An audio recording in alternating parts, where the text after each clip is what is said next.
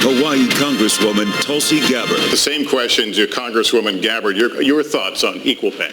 Yeah, well, first of all, let's recognize the situation we're in, that the American people deserve a president who will put your interests ahead of the rich and powerful. That's not what we have right now.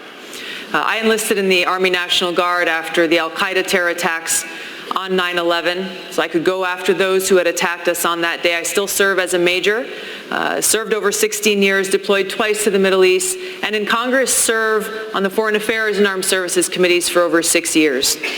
I know the importance of our national security, as well as the terribly high cost of war. And for too long, our leaders have failed us, taking us from one regime change war to the next, leading us into a new Cold War and arms race, costing us trillions of our hard-earned taxpayer dollars and countless lives. This insanity must end. As president, I will take your hard-earned taxpayer dollars and instead invest those dollars into serving your needs. Things like health care, a green economy, good-paying jobs, protecting our environment, and so much more. Mayor de Blasio, good evening. I'm fascinated to hear the daylight between you. Congresswoman Gabbard, Yes. weigh in here. I think we're talking about this in the wrong way. You're talking about one bill over another bill. Really what we're talking about is our objective, making sure that every single sick American in this country is able to get the health care that they need. I believe Medicare for All is the way to do that. I also think that employers will recognize how much money will be saved by supporting a Medicare for All program, a program that will reduce the administrative costs, reduce the bureaucratic costs, and make sure that everyone gets that quality health care that they need. I also think if you look at other countries in the world who have universal health care, every one of them has some form of a role of private insurance. I think that's what we've got to look at, taking the best of these ideas, but making sure unequivocally that no sick American goes without getting the care that they need, regardless of how much or little money they have in their pocket. Congresswoman, thanks. Let me turn to Senator Booker on this. Senator Congresswoman Gabbard, you've said you would sign back onto the 2015 deal. Would you insist, though, that it address Iran's support for Hezbollah? Let's deal with the situation where we are, where this president and his chicken hawk cabinet have led us to the brink of war with Iran. I served in the war in Iraq at the height of the war in 2005, a war that took over 4,000 of my brothers and sisters in uniforms lives. The American people need to understand that this war with Iran would be far more devastating, far more costly than anything that we ever saw in Iraq. It would take many more lives. It would exacerbate the refugee crisis, and it wouldn't be just contained within Iran. This would turn into a regional war. This is why it's so important that every one of us, every single American, stand up and say, no war with Iran. We need to get back into the Iran nuclear agreement, and we need to negotiate how we can improve it. It was an imperfect deal. There are issues like their missile development that needs to be addressed. We can do both simultaneously to prevent Iran from developing a nuclear weapon and preventing us from going to war. Your time is up, and I have just a very quick follow-up. Well, what would your red line be for military action against Iran? Look, obviously, if there was an attack against the our troops, then there would have to be a response. But my point is, and it's important for us to recognize this, is Donald Trump and his cabinet, Mike Pompeo, John Bolton, and others, are creating a situation that just a spark would light off a war with Iran, which is incredibly dangerous. That's why we need to de-escalate tensions. Trump needs to get back into the Iran nuclear deal and swallow his pride. Put the American people first. Congresswoman Gabbard, we're going to move here. One of the first things you did after launching your campaign was to issue an apology to the LGBTQ community about your past stances and statements on gay rights. After the Trump administration's rollbacks of civil rights protections for many in that community, why should voters in that community, or voters that care about this issue in general, trust you now? Well, let me say that there is no one in our government at any level who has the right to tell any American who they should be allowed to love or who they should be allowed to marry.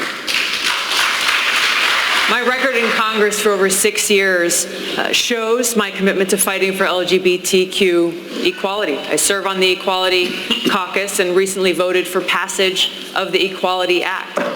Maybe many people in this country can relate to the fact that I grew up in a socially conservative home, held views when I was very young that I no longer hold today.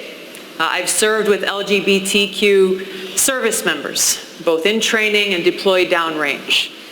I know that they would give their life for me, and I would give my life for them.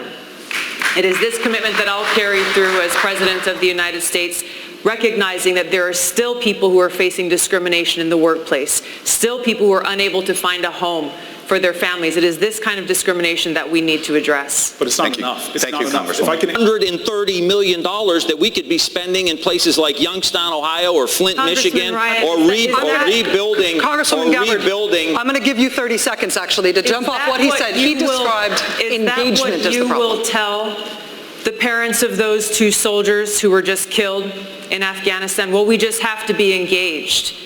As a soldier, I will tell you that answer is unacceptable. We have to bring our troops home from Afghanistan. We are in a place in Afghanistan where we have lost so many lives. We've spent so much money, money that's coming out of every one of our pockets, money that should be going into communities here at home, meeting the needs of the people here at home. We are no better off in Afghanistan today than we were when this war began. This is why it's so important to have a president and commander-in-chief who knows the cost of war and who's ready to do the job on day one. I am ready to do that job when I walk into the Oval Office. Thank you very much. Listen, I'm going to go down the line. I'm going to go down the line here. Well, you know what? You felt like she was responding. You get 30 seconds. Go. Very good man. Fair enough. I appreciate that. I hear what you're saying. I would just say, I don't want to be engaged. I wish we were spending all this money in places that I've represented that have been completely forgotten and we were rebuilding. But the reality of it is, if the United States isn't engaged, the Taliban will grow and they will have bigger, bolder terrorist acts. We have got to have some present there. The Taliban was there long before we came in. They'll be there long before we leave. Well, we cannot keep U.S. troops deployed to Afghanistan thinking that we're going to somehow squash this Taliban that has been there, that every other country that's tried has failed. I didn't say squash them. When we weren't in there, they started flying planes into our buildings. So I'm just saying right now, the Taliban didn't attack us on 9/11. Al-Qaeda did. Well, I understand. Al-Qaeda attacked us on 9/11. I understand. That's why I and so many other people joined the military to go after Al-Qaeda, not the Taliban. The Taliban was protecting those people who were plotting against us. All I'm saying is, if we want to go into elections and we want to say that we got to withdraw from the world, that's what President Trump is saying. We can't. I would love for us to. You know who's protecting Al-Qaeda right now? Saudi Arabia. I want to go down the line here, finish up foreign policy. It's a simple question. What is the biggest threat to who is the geopolitical threat to the United States? Just give me a one-word answer. Congresswoman Gabbard. The greatest geopolitical threat. The greatest threat that we face is the fact that we are at a greater risk of nuclear war today than ever before in history. Congresswoman Gabbard, you have 45 seconds for your closing. You know, our nation was founded on the principles of service above self. People who fled kings who literally prospered on the backs and the sacrifices of people. Coming here to this country, instead putting in place a government that is of, by, and for the people. But that's not what we have. Instead, we have a government that is of, by, and for the rich and powerful. This must end. As President, our White House will be a beacon of light, providing hope and opportunity, ushering in a new century where every single person will be able to get the health care they need, where we will have clean air to breathe and clean water to drink, where we will have good paying jobs in a new green economy. Join me in ushering in this new century with peace, prosperity, opportunity, and justice for all. Congresswoman, thank you.